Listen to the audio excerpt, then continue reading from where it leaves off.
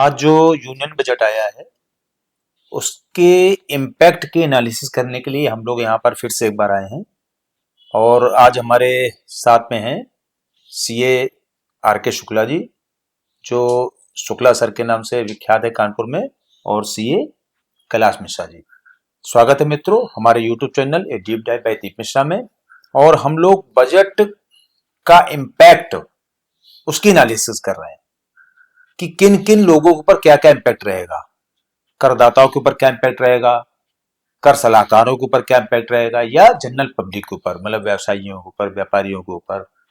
तो अभी जो जो चीजें हम लोग समझ पाए हैं उनमें से अलग अलग लोग, इसीलिए हम लोग अलग अलग लोगों को इसलिए हम लोग बुलाते हैं यहाँ पर कि सब लोगों की सोचने की और उस बजट को देखने की का नजरिया सबका अलग अलग होता है। तो आर के शुक्ला जी, आपका स्वागत है हमारे अपने यूट्यूब चैनल में। और हम चाहेंगे कि आज जो बजट आया है उसमें आपको क्या चीजें समझ में आई कि किन के ऊपर क्या क्या प्रभाव पड़ रहा है बजट का। सबसे पहले तो मोदी जी को बधाई, उन्होंने इतना अच्छा बजट प्रस्तुत किया है। और निर्मला सीतारमण जी का ये 9th बजट था, जिसमें मेन फोकस उन्होंने किया है टू कंट्रोल इन्फ्लेशन। सबसे पहला इम्पैक्ट ये पड़ेगा, इन्फ्लेशन, महंगाई नहीं बढ़ेगी। जी। दूसरा इम्पैक्ट ये है कि लोकल टू ग्लोबल, ये मोदी जी ने बोला कि हम अपनी लोकल मार्केट को ग्लोबल ग्लोबल तक मार्केट ले जाएंगे। ले जाएंगे। मतलब to integrate Indian economy with world word economy, economy. ये सबसे बड़ा अचीवमेंट है। बहुत बढ़िया।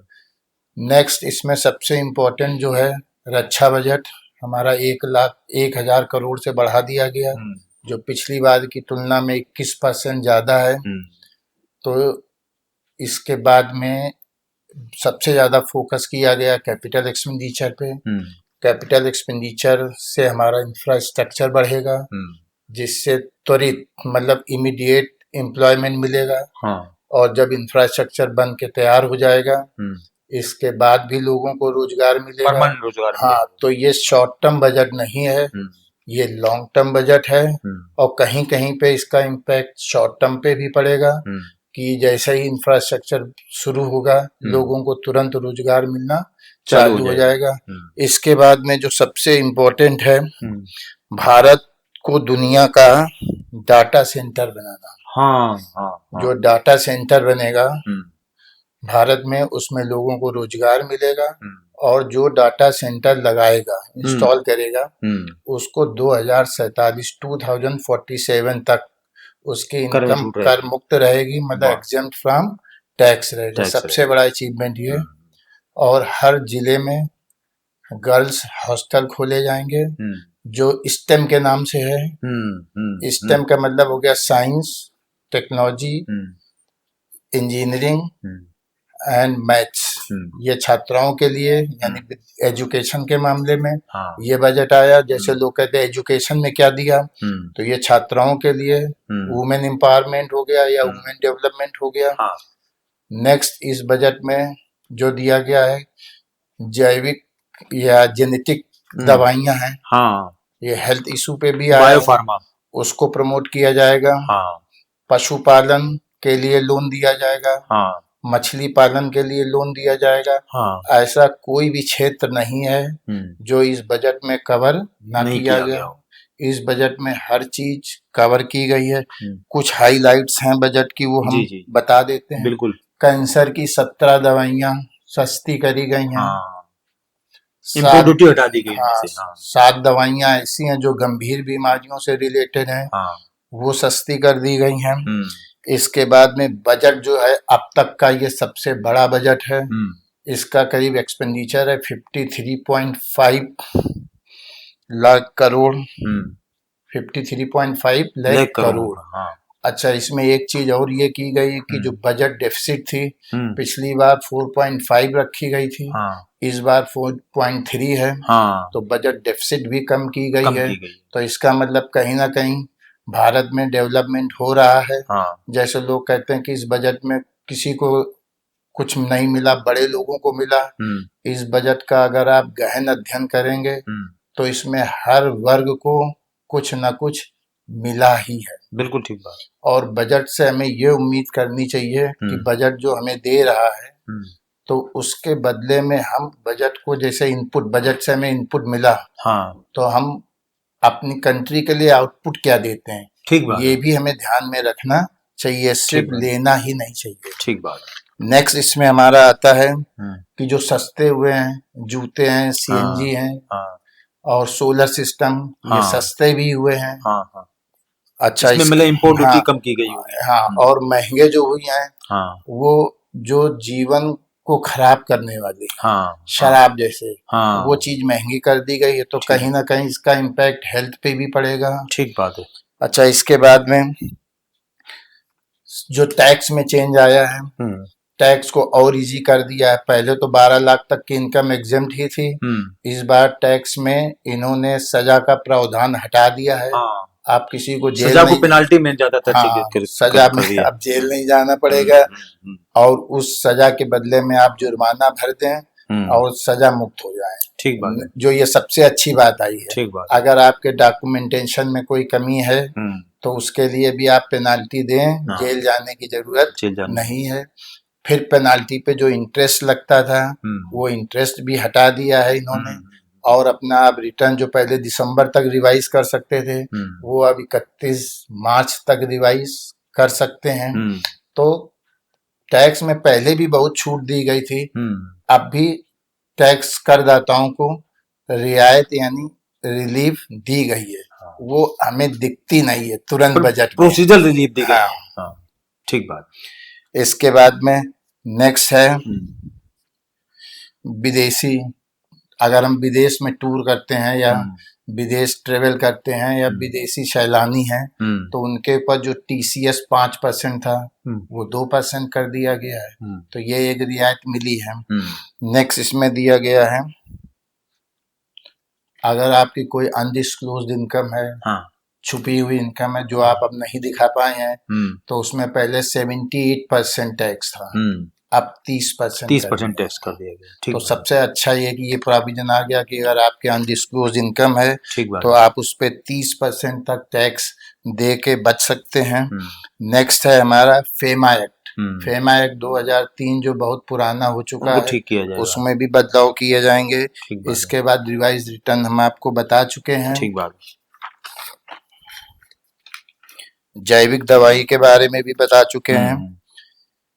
अच्छा, सेमीकंडक्टर के लिए 40,000 करोड़ रुपए की व्यवस्था की गई है। सेमीकंडक्टर मैन्युफैक्चरिंग इंडस्ट्री हाँ, के लिए। सेमीकंडक्टर मैन्युफैक्चरिंग इसलिए लाए कि हम लोग आत्मनिर्भर भारत बने। ठीक बात है। अभी तक हम विदेशों पे जो निर्भरता हमारी है वो कम की जाए या खत्म की जाए। अच्छा, इस बजट का मेन टारगेट जो था, सबसे बड़ा टारगेट था टू प्रमोट मैन्युफैक्चरिंग। ठीक बात है।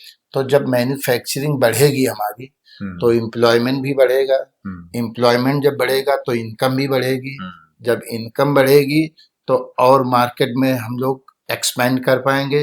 तो ये बजट आप ये नहीं कह सकते कि ये अनबैलेंस्ड, मार्केट अपने आप ग्रो करेगी। हाँ, ये बैलेंस्ड बजट है, लेकिन शॉर्ट टर्म कम है, लॉन्ग टर्म ज्यादा है।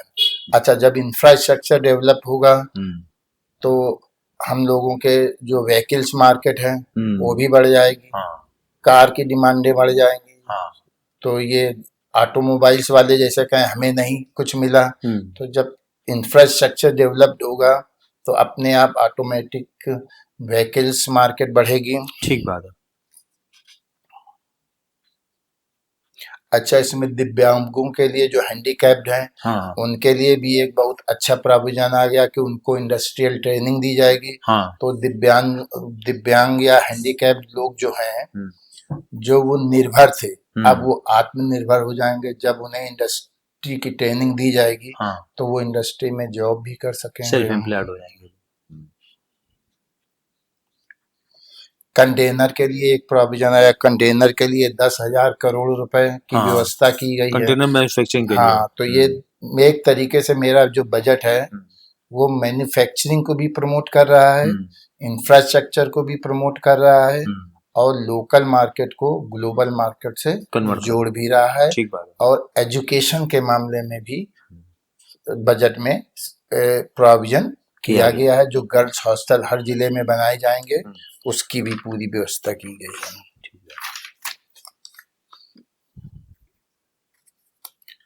अच्छा, इसमें जो एक छूट रहा है सबसे अच्छा पॉइंट है MSME मार्केट जो है, इंडस्ट्री है, हाँ, उसके लिए 10,000 करोड़ रुपए का प्रोविजन किया गया है। हाँ, तो MSME जो प्रमोट ग्रोथ होगी, फंड जो बनाया गया। हाँ, जो हमारी ये इंडस्ट्री, छोटी इंडस्ट्री प्रमोट होगी, तो इसमें कई लोगों को रोजगार मिलेगा, कई बिजनेस नए नए आएंगे, और नए बिजनेस आने के साथ साथ हम लोगों की जो लोकल मार्केट है वो ग्लोबल मार्केट के साथ कंपटीशन ठीक।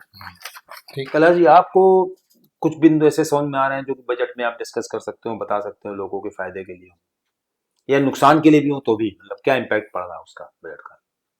देखिए, शुक्ला जी ने बजट का आद्योपांत वर्णन कर डाला, तो उसमें डेटा को लेकर के, फायदे नुकसान को लेकर के समझाने का या बताने के लिए कुछ खास नहीं रहा। इसमें एक अलग बात हम बोल सकते हैं, वो ये है कि बजट में क्या लिखा है ये समझने से बेहतर एक लेमैन को ये बताएं कि बजट क्या है।